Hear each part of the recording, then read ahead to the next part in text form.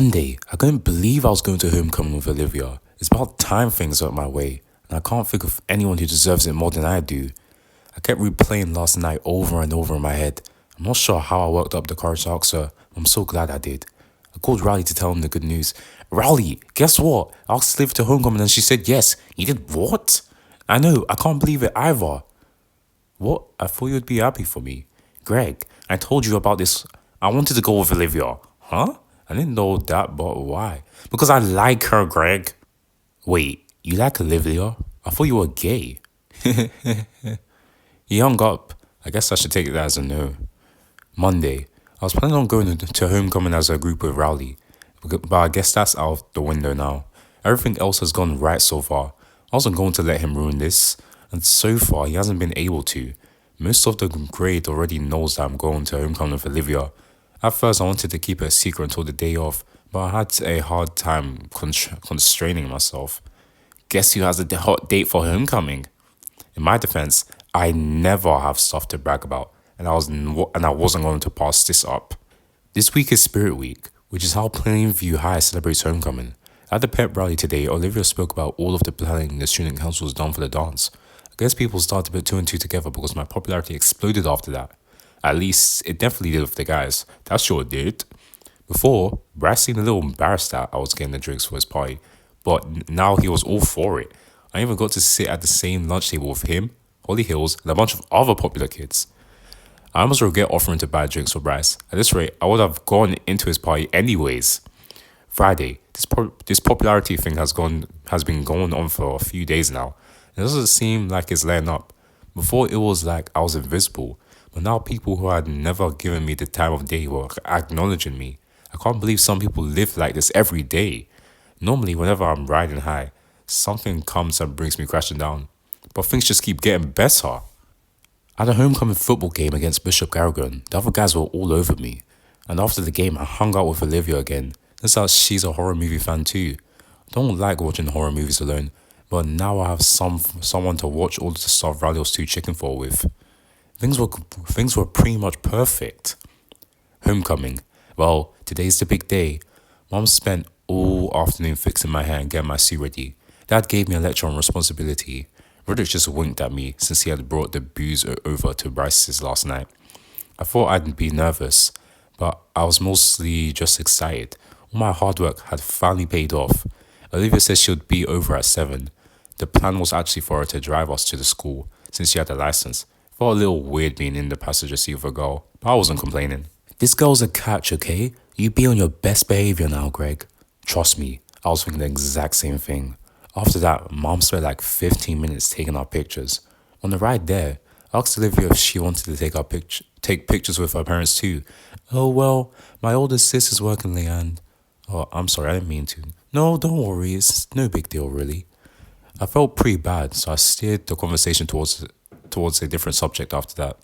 Once we got to the school, we had to wait in a long line that stretched around that building. I was a little annoyed we had to wait, considering we pretty much organized the entire thing.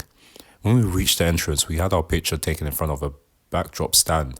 The picture would have been nice, except I got a glimpse of Rowley standing behind us in line, right before the photographer snapped the shot. Isn't that Rowley? We should say I'll race you to the punch bowl. But poor him managed to distract Olivia. I feel a tiny bit bad about avoiding Rowley, but talking to him with her there would have been seriously awkward. When we walked inside the gym, I was actually really impressed with how everything turned out. Our student council members really hit the ball out of the park, but I'm sad to say I didn't get all of my days approved. I'm not sure if drummies would be an appropriate appetizer for homecoming. Once the music started, I was able to forget all about Rally. The DJ was playing all the good songs thanks to me. Eventually the dance hit full swing and things started going wild. At one point, this dance circle formed and you'll never believe who was at the center. Bitch, I love the block, but I hate the block. My man Fregley, bro. I didn't even know he still went here. I was having the time of my life. Shark was doing these goofy dances on my left. Bryce was to my right. She wasn't next to me. I couldn't see her anywhere. I navigated my way through the crowd and scanned the dance floor for Olivia. She wasn't there. For a moment, rage clouded my mind. Riley must have had something to do with this. I pushed my way out of the gym and down the main hallway. Then I ran into Olivia. Literally. Whoa. Well, to be more specific, I ran into a shoe.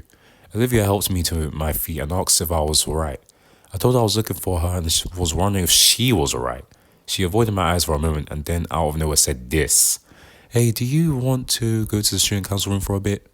For a second, I thought the music blaring from the gym was making me mishear her. But but the next thing I knew, we were walking through the dimly lit halls towards the classroom. I really didn't expect this to happen. I could feel my heart pounding from my chest so loudly. She must have been able to hear it. She opened the door to the room. I followed her inside. Sorry, I just wanted to get away from all the noise for a moment. Can I talk to you about something? Do you remember when we were going to report those seniors for smoking, but you decided not to turn them in? Yeah, that wasn't exactly how I remembered it, but I sure wasn't going to correct her.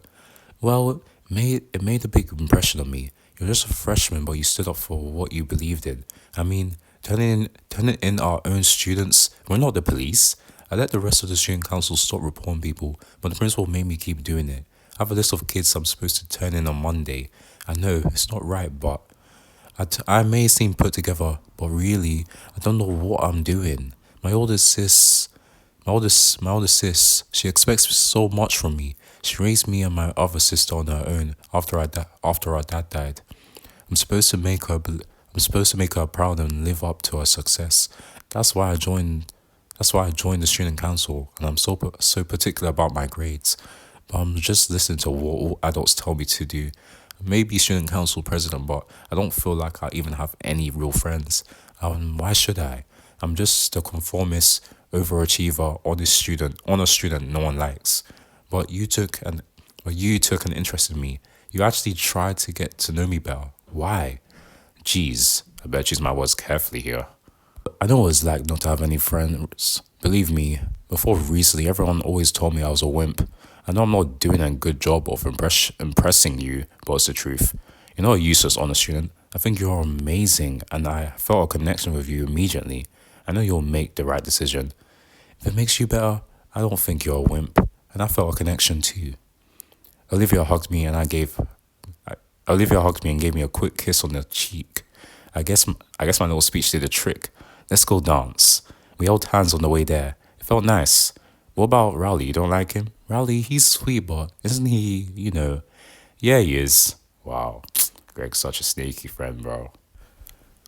Everything was perfect. I should be happy, but something was missing. I excused myself from the dance and wandered towards the edge of the gym. I think I knew subconsciously what I was doing. Hey, Riley's my best friend. We had the rest of high school ahead of us. I didn't want to end our friendship over something stupid. I told Riley I was sorry for making assumptions about him and that I didn't realize he liked Olivia too. Believe it or not, Riley was ready to forgive me. He actually said he was sorry too for trying to guilt me for asking her to the dance. This has to be like the 10th time we thought I made up, but I hope this is the last time. Besides, this is my story, and every protagonist needs a funny sidekick. I was in such a good mood. I invited him to come to Bryce's party with us. The dance was winding down, so the three of us made our way out the school and into the parking lot. We were about to get in the car when Olivia's phone started ringing. I'm so sorry, it's my sister. She wants me home. I can still drop you guys off at the party though. Is everything alright? Oh, everything's fine. She's just strict about staying out too late, you know? I'm gonna tell she was lying or just being awkward, but I decided not to press the matter further. Anyways, we all got in the car and left the school. Like I said before, Bryce's neighborhood is on the north side of town, which is the rich area. All the houses there are basically mansions. When I was little, every time we drive past the houses on the north side, I'd ask mom if we were poor. She'd give me the same answer every time. The Heffleys are rich in character, and that's what matters only, Greg. If you saw Bryce's house, if you saw Bryce's house, you'd know why I never believed her. Damn, these guys are loaded, fam. Even before we pulled up to Bryce's house, we could hear music blaring from down the street. Ryan and I thanked the liver, then we got out of the car. The main party was happening in the backyard and people were going in through the side gate. I peeked in and things were looking wild already. There was even a floating drink table in the pool. I looked back to Riley in excitement. Well, to my surprise, he didn't seem to share my enthusiasm. Wait a minute. Josh is not coming? Riley, you actually believe that? Seriously, man? Greg, you lied to me. You didn't tell me Dale would be drinking. You know I'm not comfortable with this kind of stuff. Come on, Rowley. Grow up and live a little. We're not in middle school anymore. This is our chance to finally be popular, to be accepted. There you go, Greg. You only think about yourself. You only think about yourself, Greg. You don't care about anyone except yourself. I knew you only started hanging out with Olivia to get more popular. Look, I'm not a perfect person, admit. Look, I'm not a perfect person, I admit. I care a lot about my popularity. But so what? That's perfectly normal. Everyone does. I'm still a good person. I know who I am. I don't think you do, Greg. Shut up, Rowley. You don't know what it's like to be me. Huh, what? You got everything you wanted. Popularity, a girl, Bryce's approval. That's all you wanted since the middle school, isn't it? You don't get it. You don't know what it's like being the middle child. You don't have brothers constantly trying to destroy your life. You have parents who care about you. You have other friends at school, real friends, people like you for who you are. People don't like me. Everyone says to just be yourself, but being myself isn't good enough. I have to put on a mask every day and pretend to be someone I'm not. I envy you, Rowley. I'm sorry, Greg, but you've never been a good friend to me. You're manipulative. Manipulative, selfish, and narcissistic. I can't deal with you anymore. Rowley, just go to the party, Greg. I'm going home. Greg, is what you said true? Did you only try to get to know me to get more popular? No, I mean, well, I kind of did at first, but then I got to know you and I started to like you and I liked you too. I really did. Olivia, just shut up. Well, things with Rowley and Olivia have pretty much gone down the tubes. But at least with all the melodrama crap out of the way, I could finally get to the actual party. Greg's still caring about herself, man. The music from the party drowned out our fighting, so we didn't cause a scene. Bryce greeted me and offered me a drink. From what I've seen in movies, people don't just drink to have fun, they drink to forget. And I really needed to forget the last few minutes. I don't remember how many drinks I ended up having, but I do remember dropping my phone in the pool. After that, my memory started to get fuzzy. Whoop. Pool, but it wasn't turning on. I told Bryce and he took me inside and put it on a bag of rice on the kitchen counter. He invited me to play some game called Rage Cage. I'm a little embarrassed to say, but I don't remember much after that. Next thing I knew, I was sitting on the cold, hard towel in Bryce's bathroom. I had no idea what time it was. My head was groggy and I felt sick to my stomach. So I figured I should just head home. From the sound on the other side of this door, the party was still going strong. I went to the kitchen to get my phone, but it wasn't there. That's when I ran into Bryce again. Hey Bryce, have you seen my... Greg, there you are. Come join us. We were just talking about you. Before I could say anything, he led me to a room full of all the popular kids had been eating lunch with this week. I never knew you were actually chill, Greg. Yeah, everyone thought you went back in middle school. Hanging out with Bryce and his friends would make me feel better about Rowley and Olivia. I thought maybe I could just forget about them. But when as the conversation continued, I realized I couldn't. Greg, why do you still hang out with that Rowley kid? Yeah, he's way beneath you now. Have you laid the pipe on Olivia yet? She's so hot, but she's so conceited. Got me suspended last year. Major daddy issues, I bet. Yeah, they abandoned me. I shouldn't care about them anymore. So why did I feel this way? That's when it finally hit me. What a horrible person I'd been towards my two best friends. Olivia, who I'd manipulated this whole time, to the point where she trusted me with her darkest secret, and Rowley, who I've never treated with any respect for years, and he stayed with me for so long. They might never forgive me, not like I deserve their forgiveness, but I have to stand up for them. Shut the flip up, all of you. Don't ever talk about Olivia or Rowley like that. You don't know a damn thing about them. I can't believe I spent so much of my life only caring about popularity. Well, a complete waste of my time. You guys are awful and Oops. That was my Nana's urn. You mean like her ashes? Get out! I told Bryce I was planning on leaving anyways and asked if he could at least find my phone for me. At least find my phone for me first. Looking back, it probably wasn't the smartest thing to say in that situation. Whoa! And that's how I ended up with my face on the floor for the second time that night. So there I was, back to square one. I'm down to 0 friends again. It's pretty much all my fault. You know, I didn't expect things to come crashing down so quickly. One minute you're at the top of the world. Next thing you know, you're drunk, walking on the side of the road in the middle of the night. I didn't even have my phone to know what time it was. I don't even know if I made the right decision back there.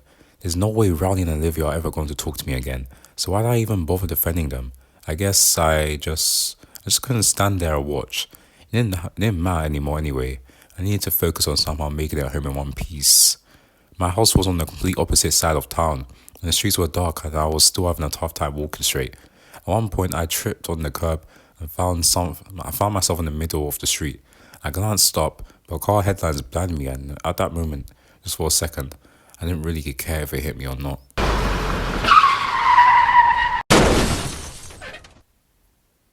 Greg, are you okay? Olivia, Rowley, what are you guys doing here? We know what happened at the party. We came looking for you. Wait, how do you know about that? You should see this. So apparently someone at the party filmed my little outburst in its entirety and posted it on social media. Kid goes insane and gets kicked from party. This is definitely fake. LMAO, what a wimp. Olivia explained to me that once she saw the post, she tried to call me but I didn't answer. She got worried about where I was, so she drove around looking for me. Riley had seen the video too, so they decided to search together. You guys didn't have to do this. I messed up and I don't expect you guys to forgive me. Greg, you hurt both of us, but what you did back there really showed who you are. You stood up for us when you didn't have to. You're a good person and a good friend. Yeah, I know. That's pretty much how the night ended. After Olivia dropped me off, I had to explain to mom why I was home at 3 in the morning, which wasn't a pre-scene. Things didn't work out perfectly, but when do they ever for me? I'm not going to stay a kid forever, even if it feels that way sometimes. When I think back to the past couple of months, I don't regret anything. Sure, I've made more than my share of mistakes, but without those mistakes, without taking any risk, I wouldn't have grown as a person. At least that's what I'm going to tell mom in my defense when she's figuring out the best way to ground me. November, Saturday. It's been a few weeks since homecoming and things have started going back to normal. I'm no longer popular, but I have friends that I know care about me. And that's more than good enough. Rowley, Olivia, and I have all been studying for chemistry together. It's really been paying off. I might actually get a good grade in the class for once. On the other hand, mom found out about the alcohol, and I've been grounded ever since. Manny told them about the entire deal I made with Roderick. Don't even ask me how he knew about that, but for whatever reason, that didn't seem that mad at all. I remember my first high school dance. It was amazing. Whenever I read a book, it seems like the main character learns a lesson at the end. I'm trying to think of one for myself. Remember to value those who care about you. Don't let fame cloud your judgment. Stop worrying about others' approval. I don't know about all that, but I do know three things. One, always ask the smartest person for or help on your homework. Two, never lose track of your phone. And three, never use Joshi to manipulate Rowley. The end. Oh, what a nice story, guys.